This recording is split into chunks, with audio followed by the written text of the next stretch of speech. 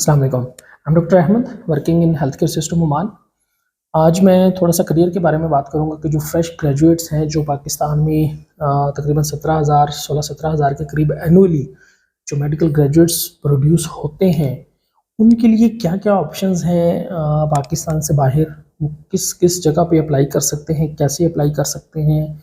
आज मैं ज़रा डिटेल के साथ जो तकरीबन कम से कम मैं 6 ऐसी जगहों की बात करूँगा जहाँ पे आप बहुत ईज़िली थोड़ी-सी एफ़र्ट के साथ अपना थोड़ा-सा सरमाया लगा के आप वहाँ पे जा सकते हैं और अपनी एक बहुत अच्छी खासी अर्निंग कर सकते हैं। मेरा ये वीडियो बनाने का मकसद ये हरगिज़ नहीं है कि पाकिस्तान छोड़ दो। मेरा ये वीडियो बनाने का मकसद ये है कि जो सरप्लस अमाउंट है डॉक्टर्स की, जो ज़्यादा प्रोड्यूस हो गए, जो ओवरफ्लो हो रहे हैं, वो ग्लास है ना, एक ग्लास में आप पानी डालोगे तो उसकी एक कैपेसिटी है 250 ml, एक ग्लास की कैपेसिटी होती है। आप उससे ज़्यादा डालोगे तो वो गिरना शुरू हो जाएगा। तो भाई बेहतर ये है कि गिरने की बजाय आप अपना बर्तन चेंज कर लो। तो आई थिंक ये थोड़ा सा वाइज एक डिसीजन होगा। 16 to 17,000 एनुअल प्रोडक्शन है डॉक्टर्स की, पब्लिक सेक्टर प्लस प्राइवेट और प्लस जो फॉरेन ग्रेजुएट्स हैं जैसे चाइना, रशिया, उज़्बेकिस्तान, ताजिकिस्तान, कहीं से भी करके आ रहे हैं लोग, ठीक है। तो अब उनको, रशिया भी इवन उसमें है, तो अब उनको अकोमोडेट करने के लिए मुल्क में तो ऐसी कोई इंफ्रास्ट्रक्चर नहीं है जिसका पता इस चीज़ से लगता है। आपकी जो एनुअल सीट्स अनाउंस होती हैं मैक्सिमम भी आज तक जो हुई हैं वो 1000 to 2000 के करीब हुई हैं, और 2-2 3-3 साल तक तो सीट अनाउंस ही नहीं होती कोई मेडिकल ऑफिसर की या गवर्नमेंट सेक्टर में जॉब की, और कभी होती भी हैं तो 1000 के अराउंड हो जाती है। तो खुद सोचो कि एवरेज अगर लगा लो 1000 सीट्स एनुअल अगर आती हैं और प्रोडक्शन 17,000 है, तो बाकी 16,000 या 15,000 कहाँ जाएंगे। तो उन 16 या 15,000 के लिए ये वीडियो है, इसको एंड तक देखें, क्योंकि इसमें तकरीबन मैं कोशिश करूँगा कि मैं आपको 6 से 7 ऐसी जगहों के बारे में बताऊँगा जो और उनके सारा पाथवे और प्रोसीजर के बारे में मैं डिटेल से बताने की कोशिश करूँगा, जो आप करके आप इजीली जो है वो कहीं पे भी अपनी जॉब हासिल कर सकते हैं मुल्क से बाहर। अब एक चीज़ ज़हन में रखें कि हर कंट्री जो मैं बताऊँगा उसमें मैं आपको ये बताऊँगा कि ये कंट्री जो है वो किस ईयर्स तक, कितने एक्सपीरियंस तक अगर कोई है तो उसके लिए बेहतर है। तो ये थोड़ा-सा इसको आप डिटेल में देखें तो आपको एक एनालिसिस आप कर सकेंगे at the end of this video कि आपको कौन-सा जो ऑप्शन है, कौन-सा जो पाथ है, वे है वो चूज़ करना चाहिए। और हो सकता है कि आपको एट अ टाइम 2 या 3 पाथवे भी आप फॉलो कर सकते हैं, ताकि कहीं एक पे जो है वो आप सेटल डाउन हो सकें। तो सबसे पहले तो मैं बात करूँगा ओमान की, ठीक है, क्योंकि मैं ओमान में काम कर रहा हूँ, और बाकी भी मैंने कुछ जगहों पे अप्लाई किया था जहाँ पे मेरा हो भी गया था, और कुछ ऐसी इन्फॉर्मेशन होगी जो बिल्कुल फर्स्ट हैंड है, जहाँ पे मेरे बिल्कुल क्लोज़ फ्रेंड्स हैं जिनके पास डेली बेसिस पे जिनके साथ जो है डिस्कशन रहती है, वो मैं बताऊँगा। और कोशिश करूँगा कि मैं आपको जो भी ऑथेंटिक इन्फॉर्मेशन है, ठीक है, up to date authentic information, वो मैं आपको प्रोवाइड करूँ। जो जहाँ पे मुझे फुल जो है वो इन्फॉर्मेशन नहीं होगी मैं उसको बताऊँगा आपको ज़रूर, लेकिन जो मुझे 100% उसमें नहीं होगी वो आप उसको फिर सर्च कर सकते हैं। तो पहले ओमान के बारे में बात करते हैं। ओमान जो है, यहाँ पे बेसिकली जो जॉब मिलती है पाकिस्तानी डॉक्टर्स को या इंडियन डॉक्टर्स को या बांग्लादेशी डॉक्टर्स को, वो मिलती है प्राइवेट सेक्टर में। गवर्नमेंट सेक्टर में जॉब मिलना जो है वो बहुत लेस लाइकली है, और उसमें फिर आगे 2 पार्ट्स आ जाते हैं। एक जनरल प्रैक्टिशनर की जॉब होती है, एक स्पेशलिस्ट की जॉब होती है। जनरल प्रैक्टिशनर की जो जॉब है उसमें सबसे मेन जो रिक्वायरमेंट है वो आपका एक्सपीरियंस है। आपका post house job 4 years minimum GPship का या मेडिकल ऑफिसर का एक्सपीरियंस होना ज़रूरी है, ठीक है। जब आपका ये एक्सपीरियंस इतना होता है तो आप क्वालिफाइड हैं कि आप ओमान के लिए एग्ज़ाम दे सकते हैं। एग्ज़ाम में आपका पियर्सन रिव्यू एग्ज़ाम होता है जो कि रिटन एग्ज़ाम है, 220 के अराउंड एमसीक्यूज़ होते हैं। वो आप ऑनलाइन उसको पे जो है वो कंप्यूटर पे आपका एग्ज़ाम होता है, फ़ौरन आपको रिज़ल्ट मिल जाता है। 60 to 65% उसमें पासिंग मार्क्स हैं अब, और वो बहुत ज़्यादा मुश्किल एग्ज़ाम नहीं होता अगर आप प्रॉपर जो है वो डाटा प्रॉपर उसको फॉलो करते हैं। एग्ज़ाम बुक उसमें आपने master the board step two C K full जो बुक होती है, ठीक है, 7th एडिशन उसका या 6th एडिशन भी आप पढ़ सकते हैं, वो अपनी डिटेल में पढ़नी होती है। उसके अलावा आपने Oxford handbook of general practitioner जो है उसको अच्छी तरह से पढ़ना होता है, उसमें भी मेन टॉपिक्स। अब बताने का मकसद ये है कि जो इसका पियर्सन रिव्यू रिटन एग्ज़ाम है उसमें आप किसी के 5 चीज़ों से क्वेश्चन आते हैं। आपका 22 to 23% आपका जो एग्ज़ाम होगा वो मेडिसिन से होगा, जनरल मेडिसिन, ये नहीं बहुत डिटेल्ड मेडिसिन नहीं, जनरल मेडिसिन जो जीपी के लेवल तक होती है। यानी हर जो इमरजेंसी आती है या ओपीडी केस आता है उसकी बेसिक्स आपको सारी पता होनी चाहिए। फॉर एग्जांपल जैसे डायबिटिक पेशेंट आता है, उसकी बेसिक्स डायबिटीज़ का डायग्नोसिस, उसका क्राइटेरिया, प्री डायबिटीज़ और ये सारी चीज़ें इनिशियली आपको पता होनी चाहिए, उसमें ड्रग्स कौन सी देनी है। इसी तरह अगला जो आपका आ जाता है वो जनरल मेडिसिन से आता है 22 to 23%। फिर आपका गायनोकोलॉजी या नॉब से आता है 22 to 23%। And fourth is paediatrics, वहाँ से आप भी आपका इतना ही तकरीबन आता है। तो ये जो 4 स्पेशलिटीज़ हैं ये almost same equal amount of questions जो है वो शेयर करती हैं। उसके बाद तकरीबन 5 से 6% जो ऊपर बचता है वो आपका एथिकल क्वेश्चंस होते हैं, एथिक्स या जो आप बिहेवियरल साइंसेस में पढ़ते थे उसमें से आते हैं। तो ये मोस्टली एथिकल क्वेश्चंस जो है वो पास्ट पेपर से रिपीट होते हैं। बाकी जो है उसमें भी तकरीबन आपका 50 to 60% पास्ट पेपर से रिपीट होता है और जो ऊपर वाला बचता है उसमें आपने कंपटीशन शो करना होता है और वो आप फिर मास्टर द बोर्ड स्टेप्स सीख के डिटेल में पढ़ के और नेक्स्ट जो है वो आप जो Oxford handbook of general practitioner है उसको अच्छी तरह से पढ़ के आप ये एग्ज़ाम क्लियर कर सकते हैं। इसको अप्लाई कैसे करना है, अब ये कैसे अप्लाई हो रहा है उसके लिए डिटेल्ड वीडियो ऑलरेडी अपलोडेड है। जो रिसेंट अभी मेरी वीडियो है उसको आप देख सकते हैं इसी प्लेलिस्ट में जाकर। नेक्स्ट आपका स्टेप होता है डाटा फ्लो डॉक्यूमेंट वेरिफिकेशन।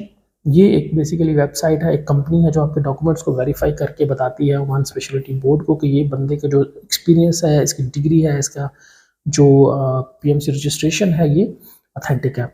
अब डाटा फ्लो डॉक्यूमेंट वेरिफिकेशन में आप खुद से करते हैं, उसका पूरा प्रोसेस की वीडियो स्पेसिफिक दे दी गई है, वो आप जाके देख सकते हैं कि आपने कैसे करना है। उसमें किसी एजेंट को, कंपनी को हायर करने की ज़रूरत नहीं होती, आपको एक्स्ट्रा पैसे पे करने की ज़रूरत नहीं होती। अब उसमें आपके 3 चीज़ें आपने सिर्फ करनी होती हैं। पाकिस्तान मेडिकल काउंसिल की रजिस्ट्रेशन यानी पीएमसी रजिस्ट्रेशन जो होती है वो, उसके अलावा आपकी डिग्री जो है वो, और आपके एक्सपीरियंसेस में आपका हाउस जॉब का एक्सपीरियंस भी इंक्लूड होगा। आपका जो अगर तो आपका एक ही एक्सपीरियंस है तो वेल एनफ, वो आपका फिर आपके उन्हीं पैसों में 135 ओमानी रियाल में इसी में सारा कुछ हो जाएगा। लेकिन अगर आप जो है वो आप एक्सपीरियंसेस मल्टीपल जगहों से हैं तो वो फिर आपको एक्स्ट्रा जब आप करेंगे तो उसके थोड़े बहुत चार्जेस ऊपर होते हैं, वहीं पे आपको वो बता देगा कि भाई इतने आपके चार्जेस बनते हैं, तो आप अपने ID, debit card, credit card वगैरह से पे कर सकते हैं। ये 2 चीज़ें जब आपकी हो जाएंगी फिर आप जॉब हंट करते हैं। ठीक है, जॉब के लिए आप डिफरेंट सोर्सेज यूज़ कर सकते हैं, आप ऑनलाइन अप्लाई कर सकते हैं, आप CVs directly to HR send कर सकते हैं, या फिर आप कोई ना कोई रिक्रूटर हायर कर सकते हैं जो आपको जॉब जो है वो देगा। मोस्टली जो रिक्रूटर्स के थ्रू ही जॉब मिलती है, लेकिन उनके जो पैसे देने होते हैं वो कोई इतना मुश्किल नहीं होता, वो मोस्टली आप अपनी फर्स्ट सैलरी में से दे सकते हैं। जब आपकी जॉब हो जाती है फिर वो आपको जो है वो आपका जो स्पॉन्सर है या आपका जो हॉस्पिटल है वो आपका वाइवा कंडक्ट कराता है with ministry of health Oman. उसकी जो प्रिपरेशन होती है वो सारी डिटेल ऑलरेडी वीडियो में दी गई है, वो वहाँ से आप देख लें तो आपको एक आउटलाइन मिल जाएगी कि भाई वाइवा कैसे होता है। ये चीज़ें पूरी करके फिर वो आपको वीज़ा टिकट आपको सेंड करते हैं और आप अब यहाँ आके वही आपका लाइसेंस भी वही अप्लाई करते हैं, तो आप अपनी जॉब शुरू कर सकते हैं। सैलरी आपको तकरीबन जो है वो 1200 अबव प्लस अकोमोडेशन आपको मिलती है यूजुअली, लेकिन इससे थोड़ी बहुत नीचे भी हो सकती है।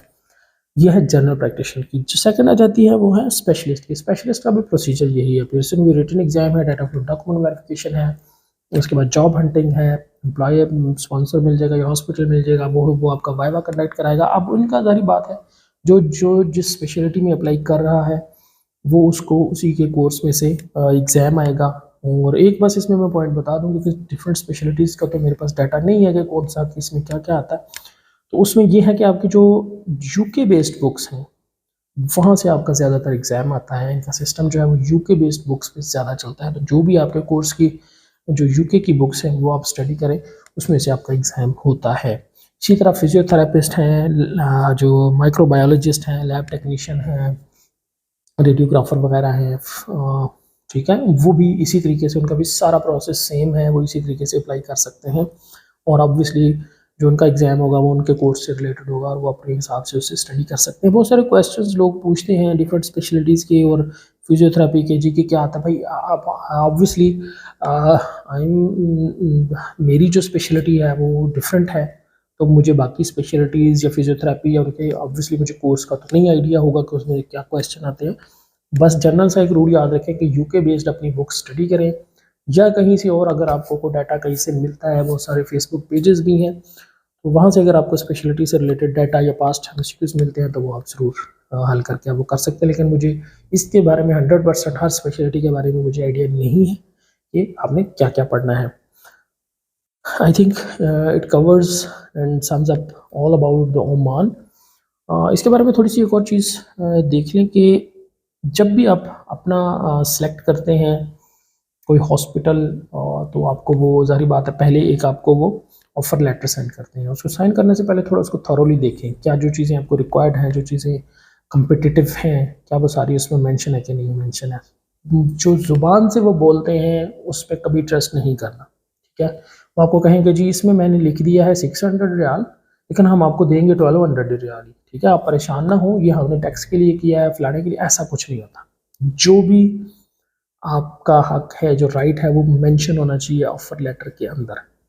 अगर आपने ये कर लिया कि 600 पे आपने उधर लिखवा लिया और कह दिया कि जी अच्छा जी, कुछ लोगों के साथ ऐसे हुआ है कि उन्होंने कहा कि जी टैक्स लग जाएगा ज़्यादा, तो आप ना ऐसा करें, आप लिखवा इतने लें तो आपको हम देते उतने रहेंगे, आप परेशान हो। तो ऐसा बिल्कुल नहीं होता, ओके। हर बंदे को पैसा बहुत प्यारा होता है, ख़ासतौर पर यहाँ भी लोगों को कुछ ज़्यादा ही प्यारा है। तो जो आपका राइट है वो आप अपने ऑफर लेटर में ज़रूर मेंशन करवाएं, अपनी लीव्स, अपने जो भी आपके बेनिफिट्स हैं, अकोमोडेशन का ज़रूर मेंशन कराएं कि फ्री फैमिली अकोमोडेशन बहुत बड़ा एक एक्सपेंस है जो आपके कंधों पे आ सकता है। अगर आप इसको मेंशन नहीं कराते तो आप वो कह सकते हैं कि भैया आप अपनी अकोमोडेशन का पे करें। तो ये चीज़ ज़रूर देखें, क्योंकि यहाँ पे अकोमोडेशन मिलती है, फ्री होती है और हर एक को प्रोवाइड होनी भी चाहिए, मिलनी भी चाहिए।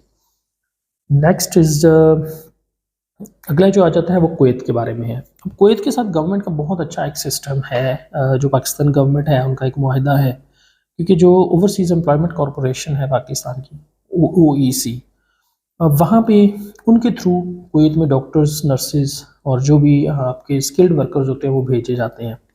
तो ये एक बड़ी अच्छी बात है। बाकी कंट्रीज़ के साथ भी इस तरह से होना चाहिए, क्योंकि अगर आप सरप्लस अमाउंट एक चीज़ की प्रोड्यूस कर रहे हो तो भाई आप अगर चावल ज़्यादा प्रोड्यूस करते हो मुल्क के अंदर, कच्चे चावल, तो आप वो भी तो एक्सपोर्ट करते हो ना। आप चाहते हो ना कि हम चावल एक्सपोर्ट करें, आप चाहते हो हम कपास एक्सपोर्ट करें, आप चाहते हो कि हम जो है ना वो कुछ भी गारमेंट्स हैं एक्सपोर्ट करें, अच्छी एक्सपोर्ट हो। सारी बातें अच्छी एक्सपोर्ट होगी तो मुल्क में ज़र मुबादला या रेमिटेंसेज आएंगी ना। तो भाई आप 15-16 हज़ार डॉक्टर्स अगर सरप्लस प्रोड्यूस कर रहे हो, आप उनको अकोमोडेट नहीं कर पाते, आप उनको जॉब नहीं दे पाते, तो इसमें रोने की क्या बात है। जो फिलोसफर आके फेसबुक पे रोना धोना शुरू कर देते हैं एक मुल्क से ब्रेन ड्रेन हो रहा है, फलाना हो रहा है, भाई ब्रेन मतलब है ही आपके पास ज़्यादा, तो कर दो ना ड्रेन, क्या फ़र्क पड़ता है आपको। क्या उसको नाली में डालना ज़रूरी है, क्या रोलना उनको उनको उधर मतलब तंग करना ज़रूरी है उस ब्रेन को जो जो अपने सरप्लस प्रोड्यूस कर दे। भाई उसको ड्रेन कर दो, अच्छी बात है, उसको भेजो कहीं पे, वो आपको कुछ पैसे वापस भेजें। तो अजीब अजीब साइकी है। फ्री इंटरनेट बहुत सस्ता है पाकिस्तान में, ये सबसे बड़ा एक मसला जो मैंने नोट किया है, इंटरनेट बहुत सस्ता है। उस सस्ते इंटरनेट की वजह से हर कोई ऐसे इंफॉर्मेशन, गंदी गंदी और फजूल इंफॉर्मेशन उस पर कंटिन्यूसली अपलोड करता रहता है। हर कोई एक लंडे का फिलोसफर बनता है और वो अपलोड करता है जो भी उसके जहन में बैठे बैठे आता है, फ्रस्ट्रेशन अपनी। तो उसकी वजह से मसला ये होता है कि अगर एक सीनियर है वो अपनी फ्रस्ट्रेशन बैठा हुआ निकाल रहा है सस्ते इंटरनेट की वजह से, तो नीचे वाले जूनियर बेचारे उससे बहुत इफेक्ट होते हैं। थोड़ा सा सोचा करें कि जो भी चीज़ होती है उसका सोल्यूशन कुछ देना होता है। तो भाई अगर फ़र्ज़ करो कि आप सरप्लस अमाउंट में प्रोड्यूस हो रहे हैं डॉक्टर्स, तो भाई तो उनको बताओ ना, उनको गाइड करो कि दुनिया को चाहिए आप, दुनिया में आपकी डिमांड है, हर कंट्री में आपकी डिमांड है, ठीक है। कुछ जगहों पे ज़रा कम डिमांड है, कुछ जगहों पे ज़्यादा डिमांड है। ये you just have to look for it. जब आप ढूंढोगे ही नहीं, आप सोचोगे ही नहीं, आपको पता ही नहीं है, इन्फॉर्मेशन नहीं है, तो आप कैसे जाओगे, कैसे कुछ करोगे। खैर कुवैत की बात हो रही थी, तो उसमें ओईसी की जो वेबसाइट है उस पर आप अपना अकाउंट बनाएं, रजिस्टर हो वहाँ पे, अपनी सीवी उन्होंने सारा पैटर्न दिया है, उसमें सारी डिटेल अपनी एंटर करें और अपलोड कर दें, ठीक है। जब आपकी सीवी वहाँ पे बन जाएगी, साइड पे टैब आती है, उसमें आप फ्रीक्वेंटली देखते रहा करें, कुवैत को उसमें सेलेक्ट कर लें, फ़िल्टर में देखें, कुवैत सेलेक्ट करें, अपनी जॉब का डॉक्टर सेलेक्ट करें, जीपी या जो भी स्पेशलिस्ट अपना सेलेक्ट करें और फ्रीक्वेंटली उसको देखते रहें, जब भी जॉब अपॉर्चुनिटी आए वहाँ पे अप्लाई कर दें। तो इस तरीके से बहुत सारे लोग जाते हैं, बहुत सारे लोग गए हैं। लेकिन ये ऐसा नहीं है कि आज आप लोग अपलोड करें और आप 7 दिन बाद कहें हो मेरा, आपने तो मुझे कहा था कि कर दे तो हो जाएगा। इतना भी नहीं है कि आप 7 दिन बाद आपको मतलब वो बुला लेंगे कि आ जाओ आके जॉब करो। It takes time, everything takes time. करने में कोई हर्ज नहीं है, करो, अप्लाई कर दो और वेट करो। 7 दिन में भी आ सकता है, ऐसी बात नहीं है। लोगों को 7 दिन 8 दिन में भी है, लेकिन 7 महीने भी लग सकते हैं। तो कुवैत का तो बहुत सिंपल का इस तरह का प्रोसेस है। इसके अलावा कुवैत में और भी है कि रिक्रूटर्स वगैरह जो है वो डायरेक्टली भी आपको जॉब करवा सकते हैं, क्योंकि वहाँ पे अगर आप डायरेक्टली सीवी देते हैं किसी हॉस्पिटल में, तो वो हॉस्पिटल भी आपको बुलवा सकता है। उसमें कोई एग्ज़ाम देने की इनिशियली ज़रूरत नहीं होती, वो आपकी जॉब शुरू हो जाती है और वहाँ पे आप जाके अपना एग्ज़ाम दे सकते हैं। नर्सेज़ के लिए भी सेम है, डॉक्टर्स के लिए भी यही पाथवे है। तो उसमें 2 तरीके हैं, यानी आप डायरेक्टली किसी हॉस्पिटल को अप्रोच करें, किसी दोस्त के थ्रू अप्रोच करें, या आप ओईसी के थ्रू अप्रोच करें, जो ओवरसीज़ एम्प्लॉयमेंट कॉर्पोरेशन है, उसके थ्रू अप्रोच करें तो आप जॉब हासिल कर सकते हैं। वहाँ पर भी सैलरी बहुत कम्पिटेटिव सैलरी है, अच्छी सैलरी है। 1200 टू 1400 के अराउंड कोई दिनार जो है वो आपको, अगर आपका एक्सपीरियंस 4 या 5 साल का है, तो वो आपको मिल सकते हैं। स्पेशलिस्ट को 3000 के अराउंड में मिलते हैं, जो कि एक अच्छी खासी अमाउंट बन जाती है। तो उसके बाद अब, और इसके ऊपर पूरी डिटेल वीडियो जो है वो भी अपलोडेड है। वैसे तो इसमें यही बात है, लेकिन अगर आप मज़ीद देखना चाहते हैं तो कुछ चीज़ें हो सकता है उसमें ज़्यादा हो, तो वो भी आपको एक पे देख सकते हैं। ये जो प्लेलिस्ट है ओवरसीज़ एम्प्लॉयमेंट जॉब्स, इस प्लेलिस्ट में सारी मेंशन है कुछ, ठीक है, डिफरेंट डिफरेंट कंट्रीज़ के, वो आप देख सकते हैं। नेक्स्ट जो है, जो बहुत अच्छी एक कंट्री है, वो है ब्रुनाई दारुस्सलाम। तो ब्रुनाई दारुस्सलाम जो है वो बहुत अंडररेटेड, बहुत अननोन किस्म की एक बड़ी एग्जॉटिक आइलैंड टाइप कंट्री है। और उसके बारे में लोगों को ज़्यादा पता नहीं है, लेकिन मुझे पर्सनली वो बहुत पसंद है। मैंने उस पर जो भी रिसर्च की, जितनी मुझे उसका पता चला, वो I just love that country.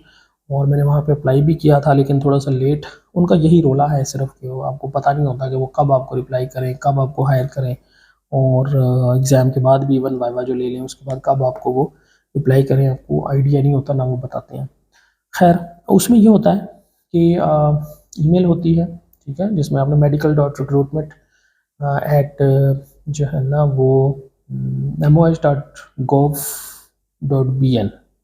I think, मैं उसको सही तरह से देख के मैं नीचे उसमें लिख देता हूँ।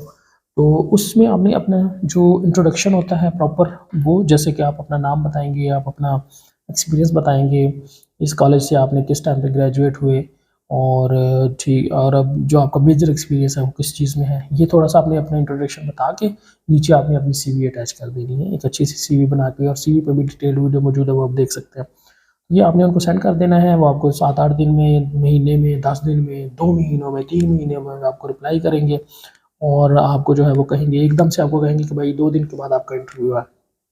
तो कुछ लोगों ने ऐसा किया, कुछ लोगों ने अजीब, कि उनको इसी तरह से मेल आई एकदम से कि जी 2 दिन बाद आपका इंटरव्यू, हमने आपकी सीवी सेलेक्ट किया। तो उन्होंने कहा नहीं जी, 2 दिन तो बहुत कम है, तो आप हमें मेरा जो है ना वो अगले महीने में रख लिया। मतलब वो आपके लिए तो नहीं बैठे हुए, उनके पास सीवीज़ का पूल जाता है। और ये जो वेबसाइट है, ये गवर्नमेंट की मिनिस्ट्री की वेबसाइट है। अब वहाँ से आपकी सीवी सेलेक्ट करते हैं, लेकिन अगर आप उनको कहें कि नहीं आप महीने बाद रख लें, तो ज़रूरी नहीं नेक्स्ट टाइम आपकी सीवी सेलेक्ट हो, वो अगले को अप्रोच कर लेंगे। तो जब भी वो आपको इंटरव्यू के लिए करें, कहें, चाहे वो ये कहें कि आधे घंटे बाद आपका इंटरव्यू, तो प्लीज़ बी देयर, कहें कि ओके। क्योंकि वो आपका 30 मिनट का, तकरीबन 25 से 30 मिनट का इंटरव्यू होता है, ऑनलाइन होता है। और उसमें कुछ मेडिकल के रिलेटेड को बहुत ज़्यादा कुछ भी नहीं होता। 20 अगर 25 मिनट का इंटरव्यू है ना, उसमें 17-18 मिनट वो आप पे बात करेंगे, आपने कहाँ पे एमबीबीएस किया, कहाँ से ट्रेनिंग की, किस चीज़ में एक्सपीरियंस है, अभी जो जॉब कर रहे हैं वहाँ पे आपका क्या रोल्स हैं, ये सारी चीज़ें आपसे वो पूछेंगे। और फिर उसके बाद वो आपसे 2 सिनेरियो पूछते हैं, सिंपल से, कैजुअल से, जो आपकी फील्ड से रिलेटेड होते हैं, तो वो आप उनको बताते हैं। दैट्स इट, सिंपल सा इतना सा इंटरव्यू होता है। तो कभी भी पोस्टपोन ना करें। अगर वहाँ से आपको मैसेज या ईमेल अगर आती है, तो प्लीज़ आप अपना इंटरव्यू ज़रूर दें, क्योंकि उसमें कोई पैसे नहीं लगते। सबसे बड़ी बात जो कुवैत और इसकी है, ब्रुनाई दारुस्सलाम की, कि आपके प्रोसेस में कोई पैसा नहीं है, कोई एग्ज़ाम नहीं है। अब इसके बाद वो क्या करते हैं कि आपसे जो एक फॉर्मेट उन्होंने ऑलरेडी आपको सेंड किया होता है, आप वो फिल करके पूरा सेंड करते हैं, उनको डाउनलोड करते हैं, प्रिंट उसको फिल करते हैं, फिर उसकी पीडीएफ बना के आप उनको ईमेल बैक करते हैं। उसमें आपने कुछ रेफरेंस लिखे होते हैं, उन रेफरेंस पे वो बाद में ईमेल करते हैं, उनसे आपके बारे में पूछते हैं। जब वो कंफर्मेशन चली जाती है, देन वो आपको 1 महीने बाद भी आपको कह सकते हैं कि ओके भाई रेडी हो जाए, और वीज़ा वो आपको सेंड करेंगे। आपको 2 महीने बाद भी कर सकते हैं, 3 महीने भी बाद भी कर सकते हैं। मुझे जो उन्होंने किया था रेफरेंस के बाद, वो तकरीबन 2 महीने बाद किया था, but it was too late, I was already in Oman at that time, so unfortunately फिर मैं नहीं जा सका। ब्रुनाई हो गया आपका, कुवैत हो गया, ओमान हो गया। नेक्स्ट जो है ना, जो ये सारी जो है ये उन लोगों के लिए थी बेसिकली जो जैसे BHU में कुछ लोग बैठे हैं 4-5 साल जिन्होंने लगा लिए हुए हैं, या जिन्होंने ट्रेनिंग की हुई है, लेकिन ट्रेनिंग का एक्सपीरियंस मैं बता दूं ओमान के लिए काउंट नहीं होता, लेकिन आपने जहाँ प्राइवेट जॉब की होती है वहाँ से आप अपना एक्सपीरियंस लेके वो आप जमा करा सकते हैं। तो अब मैं आपको बात बताऊँगा कि जो फ्रेश ग्रेजुएट्स हैं जो अभी MBBS में हैं, ठीक है, जो फाइनल ईयर MBBS में हैं, हाउस जॉब कर रहे हैं, या अभी 1 साल हुआ जिनको, उनके लिए क्या बेस्ट है? उनके लिए ओमान, ब्रुनाई, ब्रुनाई तो शायद उनके लिए बेहतर हो, लेकिन ब्रुनाई लेगा नहीं, क्योंकि वो CV, ज़ाहिर बात है, जब तक आपकी स्ट्रॉन्ग CV को वो सिलेक्ट करते हैं तो लेस लाइकली है कि वो आपको सिलेक्ट करें, लेकिन अप्लाई करने में हर्ज नहीं है। और ये कुवैत, ये उनके लिए बेहतर नहीं है। क्या उनके लिए सबसे बेस्ट क्या है? उनके लिए सबसे बेस्ट और जहाँ पे जॉब मिल भी सकती है, वो मैं मेरे लिहाज से सबसे बेस्ट उनके लिए एमरी एग्ज़ाम है, जो वो दे के दुबई में या UAE में वो रेजिडेंसी कर सकते हैं, ट्रेनिंग कर सकते हैं किसी स्पेशलिटी के अंदर। सबसे बेस्ट ये है क्योंकि ये सस्ता है कंपैरेटिवली। MD के इसको आप US वाली की आप पैरेलल समझ सकते हैं इसको, ठीक है? कैसे US वाली के पैरेलल समझ सकते हैं? इसका आपका सिर्फ एक रिटन एग्ज़ाम होता है जो दिसंबर 15 टू मार्च 10 के दरमियान, डिफरेंट डेट्स, तकरीबन डेली इनका एग्ज़ाम होता है इन 3 महीनों के दरमियान। आप उस दौरान अपना एग्ज़ाम बुक करा के ये एग्ज़ाम दे सकते हैं। इसकी प्रिपरेशन सिंपल, आप जो आपकी USMLE वाली बुक्स हैं पार्ट 1 की, वो आप पढ़ेंगे अगर, तो वो आप अगर पढ़ के आप दें तो आप इजीली इसको पास कर सकते हैं। तो बात ये कि इसका, हाँ, आपकी फ़ी जो है वो 1000 UAE दिरहम है, जो कि अराउंड आपका 83-85,000 बनते हैं। तो इसकी बहुत ज़्यादा फ़ी नहीं है। इससे अगर आप USMLE का देखें तो वो आपकी फ़ी जो है वो आपका टोटल एक्सपेंस वो 40 लाख के करीब बन जाता है, जो बहुत ज़्यादा होता है, 40 लाख से भी ज़्यादा बन जाता है। तो ये सिर्फ आपका एक एग्ज़ाम होता है। उसके बाद आपके जो पूरे CV में ये होता है कि ये हो गया, आपकी इंटर्नशिप इसमें नहीं होती। इंटर्नशिप की आपको ज़रूरत नहीं है। हाउस जॉब से पहले भी आप ये एग्ज़ाम दे सकते हैं। हाउस जॉब से पहले अगर आप देते हैं तो ज़ाहिर बात है आपके पास डिग्री नहीं होगी। फाइनल ईयर में अगर आप दे रहे हैं तो डिग्री की जगह आप अपने कॉलेज से कोई एक लेटर बनवा सकते हैं जो जस्ट ये वेरीफाई करे कि भाई ये बंदा फाइनल ईयर का स्टूडेंट है इस कॉलेज में। बस ये वहाँ पे चाहिए अप्लाई करने के लिए आपको, और पासपोर्ट चाहिए, और आपने फिर विजिट वीज़ा पे जाके अपने आपको दुबई में देना पड़ता है ये एग्ज़ाम। और हाउस जॉब अगर दे के देते हैं तो ऑब्वियसली आपके पास डिग्री होगी, वहाँ पे फिर आपने जहाँ आप लेटर लगा रहे थे वहाँ पे अपनी डिग्री अपलोड करनी है। और इसमें जो है वो सबसे बड़ा फ़ायदा ये है कि रेजिडेंसी में आपको अच्छी खासी सैलरी भी मिलती है, और एक हाई स्टैंडर्ड इंटरनेशनल लेवल की जो है ना आपको डिग्री मिलती है, जो पूरे गल्फ़ में रिकॉग्नाइज्ड है, कनाडा में रिकॉग्नाइज्ड है, कतर वगैरह में, सारी ये गल्फ़ कंट्रीज़ हैं इनमें वो रिकॉग्नाइज्ड है, और आप एज अ स्पेशलिस्ट उसके बाद गल्फ़ कंट्रीज़ में आराम से काम कर सकते हैं। जो कि ज़ाहिर बात है as a specialist Gulf country में काम करना कंपैरेटिवली बेटर है दैन यूरोप और बाकी जगहों पे। अच्छा, ये एक बहुत बेस्ट ऑप्शन है फ्रेश ग्रेजुएट्स के लिए, क्योंकि इसकी फिर लिमिट है। आप within 5 years of your degree है, आप यानी MBBS आपने मुकम्मल किया, उसके 5 ईयर्स के अंदर अंदर बाद में, यानी 5 ईयर्स के अंदर अंदर आप ये एग्ज़ाम दे सकते हैं। अगर उससे ज़्यादा कहाँ हो गया आपकी तो फिर आप ये नहीं दे सकते। इसकी पासिंग मार्क्स बहुत कम है, 55% पे तकरीबन इसका पासिंग है, लेकिन आपको जो कॉम्पिटिटिव स्कोर है, ज़ाहिर बात है मैच जैसे USMLE आप करते हैं, आपका स्कोर अच्छा हो बुरा हो, आपने मैच में अप्लाई करना होता है, जितना आपका अच्छा स्कोर कॉम्पिटिटिव स्कोर होगा आपको मैच इजीली मिल जाएगा। इसमें भी ऐसे होता है, इसमें अगर आप 85-86% तक अगर आप स्कोर करते हैं तो आपका मैच होने के चांसेस बहुत बढ़ जाते हैं, लेकिन अगर आप कम स्कोर करते हैं तो मैच नहीं होता। इसमें अगर आप फेल होते हैं यानी 55% से कम लेते हैं तो आपके पास मल्टीपल अटैम्प्ट्स हैं, आप जितनी दफ़ा मर्जी ये एग्ज़ाम दे सकते हैं। लेकिन अगर आप पास हो जाते हैं, आप 60% फर्स्ट स्कोर ले जाते हैं, लेकिन ये कम्पिटिटिव स्कोर नहीं है, तो आप चाहते हैं कि मैं स्कोर बेहतर करूँ, तो आप सिर्फ एक बार आपके पास एक और अटैम्प्ट होगी, वो आप दे के अपना स्कोर बेटर कर सकते हैं। ये this was all about the emery. और आई थिंक ये MOH हाद और DHA वगैरह जो एग्ज़ाम दे के लोग एज ए GP जाते हैं, वो अब थोड़ा सा मुश्किल है वहाँ पे जॉब लेना, क्योंकि सैचुरेशन ज़्यादा हो चुकी हुई है, लेकिन फिर जॉब्स अवेलेबल रहती हैं समहाउ, कहीं ना कहीं कोई ना कोई वैकेंसी निकलती रहती है। MOH हाद और DHA के बारे में मैं डिटेल में बात नहीं करूँगा, वो GP के लिए एग्ज़ाम है, वो उसकी डिटेल वीडियो सेपरेट है, वो आप अगर देखना चाहते हो तो आप देख सकते हैं। एमरी एग्ज़ाम का एक ये फ़ायदा होगा आपको, फ़र्ज़ करें आपका मैच नहीं होता, ठीक है, आपने 65 या 60% स्कोर किया, आपका स्कोर कम था, आपका मैच नहीं हुआ, पास आपने कर लिया, तो आप फिर आके हाउस जॉब करें अपनी और 2 साल का एक्सपीरियंस गेन करें। आप इसी एग्ज़ाम की बेस पे आप एज़ ए जीपी जा सकते हैं या उससे पहले भी आप अप्लाई कर सकते हैं, 1 साल में भी आप अप्लाई कर सकते हैं। हो सकता है कोई आपको हॉस्पिटल रख ले, क्योंकि कोई हार्ड एंड फास्ट रूल नहीं है कि एक्सपीरियंस आपका ज़रूरी है, इंटर्नशिप ज़रूरी है। इंटर्नशिप दें और आप अप्लाई करना शुरू करें, आपको फिर एमओएच, हाथ डीएच वगैरह देने की ज़रूरत नहीं होती है, आप एमडी की बेस पे आप एज़ ए जीपी भी जा सकते हैं। ये इस तरह का हो गया। दूसरा देखिए, अब आपका प्लैब्स जो और फ्रेश ग्रेजुएट्स के लिए बेस्ट ऑप्शंस है वो तो यूएस से मिली है। यूएस से मिली अब ईज़ी हो गया कि बहुत ज़्यादा मुश्किल नहीं है, क्योंकि इसमें से वो जो सीएस जो क्लिनिकल स्किल्स वाला पार्ट था वो उन्होंने रिमूव कर दिया, उसकी जगह पे ओईटी आ गया और बाकी स्टेप 1 और स्टेप 2 आपने देना है। आई थिंक जो लोग 4 से 5 महीने या 6 महीने इसके ऊपर लगाते हैं एक उसके ऊपर, तो वो पास तो वो कर जाते हैं। मैंने नहीं देखा तकरीबन या किसी ने भी यूएस से मिली के लिए ट्राई किया हो और वो उसने पास ना किया हो या वो सक्सीड ना किया हो। लोग 5-5 साल बाद भी मैच हो जाता है। हमारे एक डेमो थे, अभी मैं रिसेंटली उनका स्टेटस देखा, बल्कि मैंने रिसेंट मैचेस में देखा उनका, वो वेजिटेरियन थे, तो मैं देख रहा था यार ये तो हमारे एनाटॉमी के डेमो होते थे। तो आप खुद सोचिए कि एनाटॉमी के डेमोन्स्ट्रेटर हमारे जो थे वो 2009 में थे। 2009 में हमें पता था कि ये बंदा यूएस से मिली कर रहा है, और नाम मैं नहीं बताऊँगा, मुझे नाम पता है लेकिन आई विल टेल यू। वो मतलब मैं सिर्फ ये बता रहा हूँ कि इट्स अ गुड थिंग कि he continued that journey. I don't know what his circumstances could have been, but वो वहाँ पे फिर मैं देखता था उनको जिना हॉस्पिटल में, और वो आई थिंक बाद में स्टूडेंट सेक्शन के भी रहे, और फिर जो जो इकबालियन है उनको समझ आ रही होगी कि मैं किन की बात कर रहा हूँ, स्टूडेंट सेक्शन के, फिर वो पीजी कमेटी के भी मेंबर रहे और वहाँ पे वो एज ए मेडिकल ऑफिसर थे। तो अब जाके उनका मैच हुआ है 2024 में, कितने साल, 15 साल के बाद, but still I think it was worth it. अभी भी अगर उनका मैच हुआ तो इट्स वर्थ इट। वैसे मिली में आपका मैच 4 साल बाद हो, 5 साल बाद हो, 10 साल बाद हो, I think it's worth it, क्योंकि उनके काउंटर पार्ट्स मैंने फिर मैंने देखा कि मैंने कहा यार इनके साथ उस टाइम जो इनके क्लास फेलोज थे वो क्या कर रहे हैं।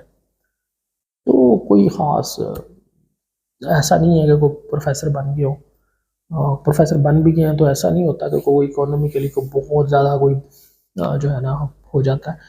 वहाँ पे इकोनॉमी बेटर होती है, ऐसी बात नहीं है, लोग बहुत कमाते हैं, डॉक्टर्स बहुत कमाते हैं, लेकिन आपको सारी ज़िंदगी सारा टाइम देना पड़ता है। सुबह आप जाते हो 2 बजे, वहाँ से आते हो 3 बजे क्लिनिक में बैठते हो, अगर किसी के चल रहा है तो वो 12 बजे तक भी बैठता है, नहीं चल रहा तो वो 6 बजे बंद कर देता है। तो सारा दिन तो आपको एटलीस्ट मिनिमम जाता ही जाता है, और जो लोगों का फ़र्ज़ करो यहाँ नहीं चलता तो वो फिर 2 जगहों पे करते हैं। इट मीन्स 10-11 तक तो हर कोई सुबह 8 बजे उठता है, 10-11-12 बजे घर जाता है, फिर जाके वो कोई अच्छी अर्निंग जो है वो या अच्छी लिविंग एक करता है। लेकिन आप खुद सोचो कि वही आपको अगर 8 आवर्स अ डे सिर्फ आपने करना है, 5 डेज़ अ वीक कुछ जगहों पे, तो और उससे कहीं ज़्यादा फिर भी आपकी इकोनॉमी हो, तो आई थिंक न्यू जनरेशन या यंग जनरेशन को तो बिल्कुल इस बारे में ज़रूर सोचना चाहिए। सिर्फ बात पैसों की नहीं है, बात वही मैंने पहले जो बताया कि 16,000 अगर प्रोड्यूस हो रहे हैं और 1,000 को अगर आप अकोमोडेट कर सकते हैं तो बाकी 15,000 को जाने नहीं, खुद भेजें। गवर्नमेंट को चाहिए उनको खुद भेजें, नहीं भेज रही गवर्नमेंट तो आप खुद जाएँ, जो आपको पाथवेज़ बताए जा रहे हैं। यूएसएमएलई का सबको पता होता है, यूजुअली स्टेप 1-2 होता है, ठीक है, उसके बाद आप जो है वो देते हैं ये ओईटी देते हैं, उसके बाद स्टेप 3 होता है। तो ये आपका लेकिन एक्सपेंसेस बहुत ज़्यादा हो जाता है, इसमें मैं बहुत ज़्यादा डिटेल में नहीं बताऊँगा, ये तो बहुत कॉमन पाथवे है, तकरीबन सबको पता है। दूसरी तरफ प्लैब्स आ जाता है, प्लैब्स में भी आपका यही होता है, प्लैब 1 होता है, प्लैब 2 होता है, ओईटी देते हैं, आप जीएमसी अप्लाई करते हैं, ठीक है, और उसके बाद आप जॉब सर्च करना शुरू कर देते हैं। 1 साल डेढ़ आजकल लग जाता है जॉब मिलने में, ये सारा प्रोसेस करने के बाद भी लोगों को 1 साल से ज़्यादा ही लग जाता है जॉब ढूँढने में, लेकिन फ्रेश ग्रेजुएट्स के लिए बेस्ट है, लेट भी मिले तो बेस्ट है। तब तक आप कोई भी अपनी जॉब करते रहें, लेकिन आप ट्राई ज़रूर करें इस तरफ, बहुत बेस्ट ऑप्शंस है।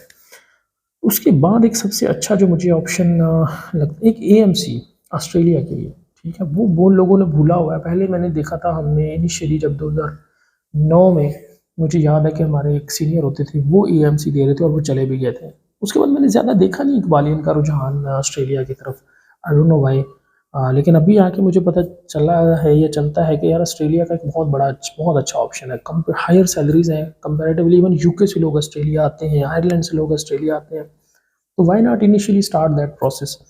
तो उसमें सिंपली उसमें भी यही होता है, आपका OET आपने देना होता है, आपने epic data flow epic document verification करानी होती है, यानी वो जैसे डाटा फ्लो आप ओमान के लिए कराते हैं, या इसी तरह एपिक जो होती है वो ऑस्ट्रेलिया के लिए भी होती है, वो आयरलैंड के लिए भी होती है। तो ये 2 स्टेप तो ऑस्ट्रेलिया और आयरलैंड के सेम है, OET and epic verification documents की।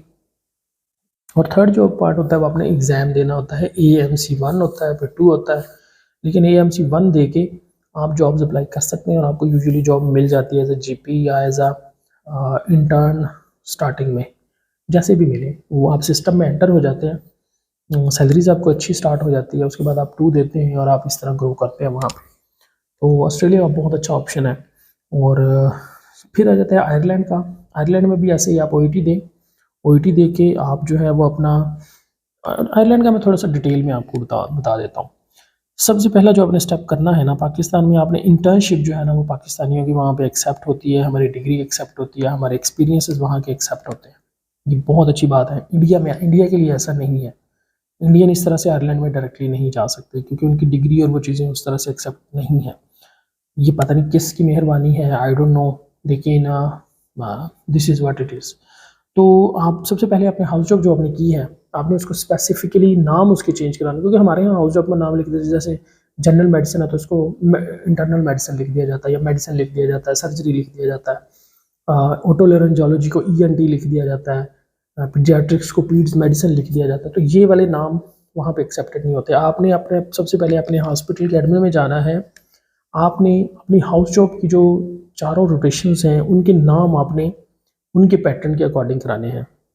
ओके, जैसे general medicine, general surgery, otolaryngology, paediatrics, इसी तरह बाकी भी हैं। ठीक है, वो आप गूगल पे भी करें सर्च तो आपको मिल जाएगी उसकी लिस्ट, के आयरलैंड के अकॉर्डिंग हाउस जॉब के नेम्स आपको पूरी एक लिस्ट मिल जाएगी उनकी वेबसाइट से। तो आपने अपनी जहाँ जहाँ रोटेशन की हुई है, आपने हॉस्पिटल के एडमिन में जाकर वहाँ क्लर्क को कहना है कि भाई मैंने आयरलैंड के लिए अप्लाई करना, तो मेरा हाउस जॉब सर्टिफिकेट जो है वो इस पैटर्न पे बनाए। तो पुराने वाला आपने उनको दे देना है, नए वाला वो बना के आपको सैंक्शन करा के आपको दे देंगे।